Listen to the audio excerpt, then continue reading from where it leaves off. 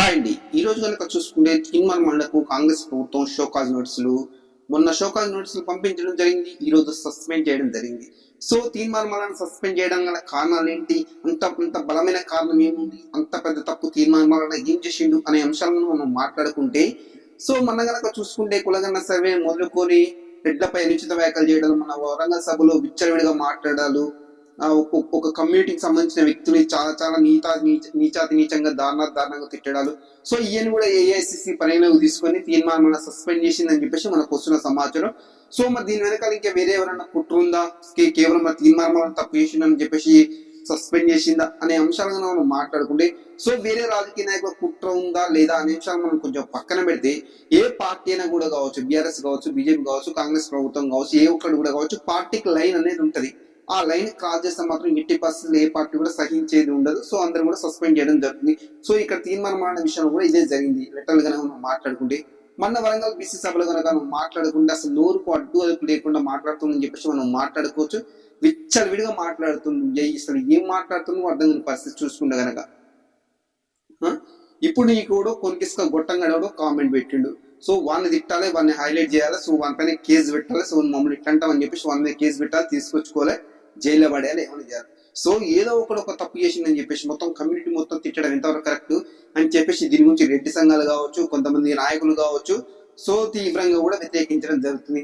So ఇదొక కారణమైన తీర్మానాలను suspend చేయడానికి అని మనం అనుకుంటే, ఇదొక్కటేని మాత్రం మనం 80% చెప్పలేం. చూసుకుంటే కనుక మన కులగండ సర్వేకి సంబంధించిన కాంగ్రెస్ ప్రభుత్వం ప్రతిష్టాత్మకంగా నిర్వహించిన కాంగ్రెస్ ప్రభుత్వం మొదలుపెట్టిన దాన్ని, సో ఇదంతా తప్పులు తడక ఉంది, దీన్ని బీసీలంతా ఉచ్చబోసి తగలబెట్టండి అని చెప్పేసి కూడా చాలా కూడా వల్గర్ కూడా మాట్లాడడం జరుగుతుంది. సో ఇది ఒకటి కావచ్చు. మన క్షణార్థ తెలంగాణ న్యూస్ ఛానల్ కనుక చూసుకుంటే, సో మొత్తం దాన్ని తగలబెట్టడం జరిగింది.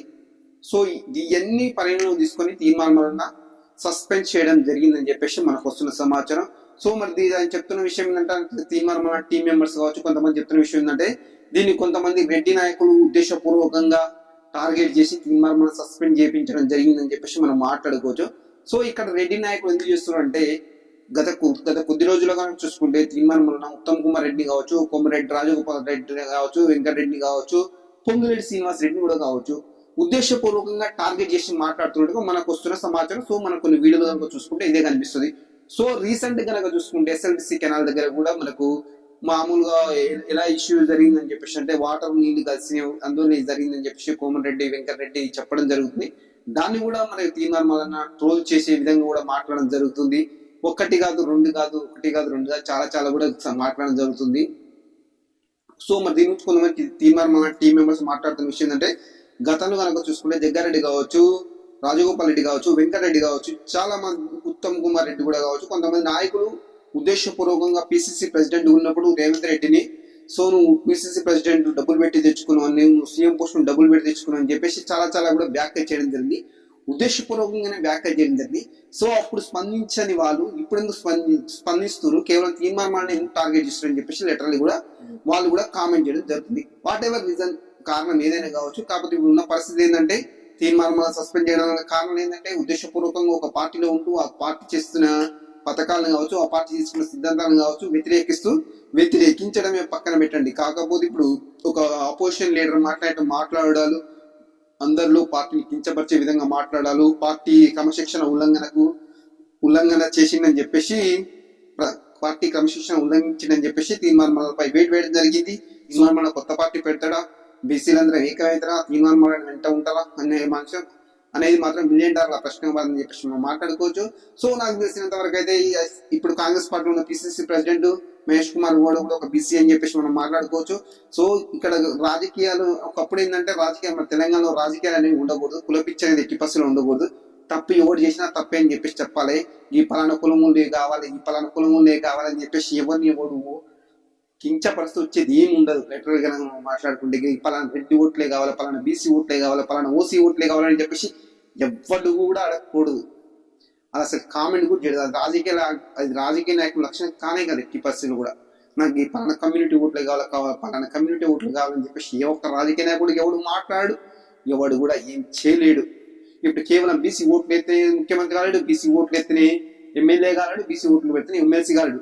ఈవెన్ రెడ్డికి సంబంధించిన రెడ్డి వాళ్ళ ఓట్లు కాదు, ఎస్సీ వాళ్ళకి సంబంధించిన ఓట్లు ఇస్తే ఎవరు ఏం కాలేదు, ఈవెన్ ఒక వార్డు మెంబర్ కూడా కాలేదు, ఈ పలానా కమ్యూనిటీ ఓట్లు అయితే వార్డు మెంబర్ కూడా కాలేదు. కాబట్టి నాకు తెలిసినంత వరకు రాజకీయంగా ఎదగాలనుకునేటువంటి ఎవరైనా కూడా సరే, ఎవరైనా కూడా సార్ ఇలాంటి కులాల చిచ్చు పెట్టకూడదు, మతాల చిచ్చు పెట్టకూడదు. సో వాళ్ళకు డిమాండ్ అడిగిరు అనుకో, సో దాన్ని నెరవేర్చమని చెప్పాలా. ఈ పలానా కమ్యూనిటీ వద్దు, మన ఎంఎస్సీ ఎలక్షన్ ఏమంటున్నాను, నేను ఎంఎస్సీ నిలబడ్డా, ఎక్కడ నిలబడ్డా మీ రెడ్డి ఓట్లు ఒక్కడు కూడా అని చెప్పి లిటరల్లీ తీర్మానం మాట్లాడడం జరిగింది. మన ఎందుకు వచ్చిన ఓట్లు రెడ్డి కమ్యూనిటీకి సంబంధించిన వాళ్ళు కావచ్చు, వేరే కమ్యూనిటీకి సంబంధించిన వాళ్ళు కావచ్చు, అరే రాష్ట్రం కోసం మొక్కల కోసం పోరాడుతూ మన విద్యార్థికి ఏదో వెలగబెడతాడు, సో మన నిరుద్యోగులకు ఏదో వెలగబెడతాడని చెప్పేసి తీర్మానం గెలిపించడం జరిగింది. గెలిపించడానికి ఏం చేసింది తీర్మానం, ఏమీ చేయలే, 0.1% కూడా జైలు లిటరల్గా చూసుకుంటే. గ్రూప్ 1 గ్రూప్ 2 డిఎస్సి వాయిదా వేయాలని చెప్పేసి నిరుద్యోగులు ధర్నా చేస్తుంటే, వాళ్ళని ప్రభుత్వం వాళ్ళు విచ్చలవిడ కోరుతుంటే తీర్మానం అలా కనబడిన దాఖలు లేవు, దాని నుంచి స్పందించిన దాఖలాలు లేవు, అసలు ఏమీ దాఖలాలు. జియో 49 రద్దు, జియో 46 రద్దు, ఏ రద్దు కూడా తీర్మానం మాట్లాడిన దాఖలు లేవు, అసలు స్పందించిన దాఖలు లేవు. కొన్ని రోజుల తర్వాత అసలు స్పందించకుండా వాళ్ళని జైల్లో పెట్టి మామూలుగా కొడుతున్నా కూడా అసలు స్పందించిన దాఖలు లేవు, బలవంతంగా తీసుకుపోయి జైల్లో పడేసిన కూడా. మరి ఇప్పుడు ఒక ఎమ్మెల్సీ గెలిపించుకున్న దేనికి ఎవరు కూడా, సో ప్రజల తరపున పోరాడతాం, నిరుద్యోగ తరపున పోరాడతాం అని చెప్పేసి కష్టపడి మనల్ని గెలిపించుకోవడం జరిగింది.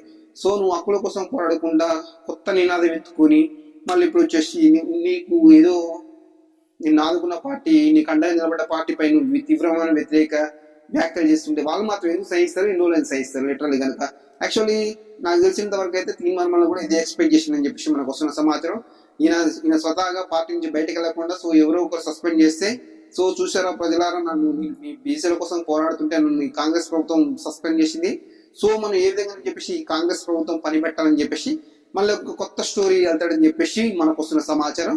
So what ever reason Mallanna అనేవాడు ప్రశ్నించే గొంతుగా, కాకపోతే ఇది ప్రశ్నించే గొంతుగా అనేది ఎక్కడ ఎన్ని రోజులు ఎవరి మీద ప్రశ్నించాలో చెప్పేసి అనుకుంటే బెటర్ అని చెప్పేసి మనం మాట్లాడుకోవచ్చు. సో దీని గురించి మరి పిసిసి ప్రెసిడెంట్ మహేష్ కుమార్ గౌడ్ చెప్తున్న విషయం ఏంటంటే, పార్టీ ఉల్లంఘన ఎవరు చేసినా, క్రమశిక్షణ ఉల్లంఘన ఎవరు చేసినా వాళ్ళపై వేడి పడుతుంది. సో ఇది ఒకటి మీకు ఒకటి గుర్తుగా ఉంటుంది. మీరు కనుక చూసుకుంటే మల్లన్న అలాగా ఎవరు చేసినా కూడా 100% వేడి పడుతుంది. సో తస్మత్ జాగ్రత్త, పార్టీలో ఉండాలంటే పార్టీల లైన్ లోబడి ఉండాలి, పార్టీ గీత దాటకూడదు, పార్టీ హద్దు దాటకూడదు అని చెప్పేసి మహేష్ కుమార్ గౌడ్ కూడా చెప్పడం జరిగింది. సో చూద్దాం మరి ఈ ప్రశ్నించే గుర్తుగా ముందు ఏ విధంగా టార్గెట్ చేస్తున్నాం మనం వేచి చూడాలి. ఇంతకుముందు బీఆర్ఎస్ టార్గెట్ చేసినట్టే ఇప్పుడు కాంగ్రెస్ పార్టీ టార్గెట్ చేస్తున్నాం లేదా మనం వేచి చూడాలి. Okay, thank you.